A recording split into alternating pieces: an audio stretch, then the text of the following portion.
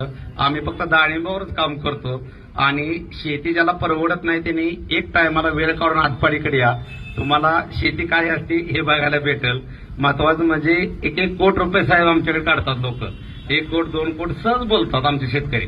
आणि जे तुमच्याकडे गाड्या घोडं तुम्ही बघत असाला ते आमच्या शेतकऱ्या दारात आहे तिथं.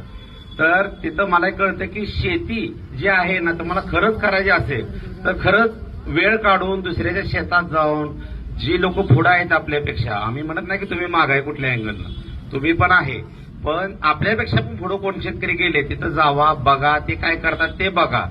ते विचारल्यावर सांगतात पण तुम्ही जावा अशा ठिकाणी बघा. नवीन नवीन टेक्नॉलॉजी आले. आता जे बोलले सर की पारंपरिक शेती करू नका, कारण कसं असतं आता शेती दिवसातून 3 वेळा ऋतू चेंज होतात आपले. तर संध्याकाळी थंडी चालू होते, सकाळी ऊन पडतं, संध्याकाळी पाऊस येतोय. तर हे ऋतू असल्यामुळं आपल्याला बिझनेस शेती करावं लागणार आहे. थोडकी पिकं घ्यायची आहेत. आणि शिवनाथ माझ्याकडे आले होते शिकण्यासाठी, 1 महिना 1.5 महिना माझ्याकडे होते. त्यांना मी एकच सांगितलं की औषध सगळं गाव विकणार आहे. फक्त जो विश्वास आहे ती विश्वास आपण द्यायचा शेतकऱ्याला की तुम्ही जी माझ्याकडे येणार आहे ज्या विश्वासानं, ते विश्वासाला सार्थक आपलं शॉप ठरणार आहे. की तुम्ही जे रोग माझ्याकडे घेऊन येताला त्याचं निदान फक्त आपल्याकडे झालं पाहिजे.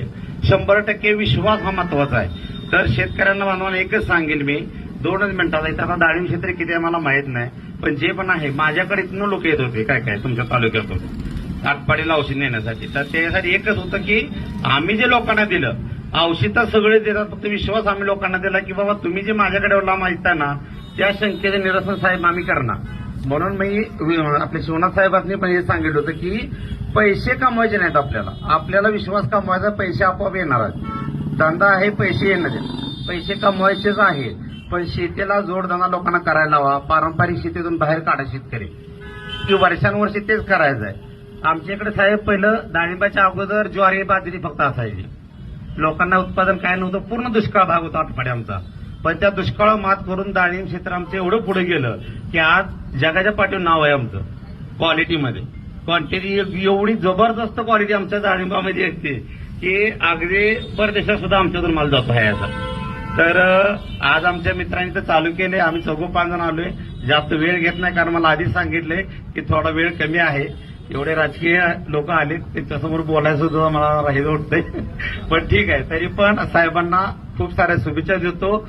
आणि काही अडचण आली तर साहेब आम्ही तुमच्या पाठीशी आहोत, कधी कॉल करा आम्हाला. ठीक आहे, एवढे बोलून 2 शब्द संपवतो. धन्यवाद.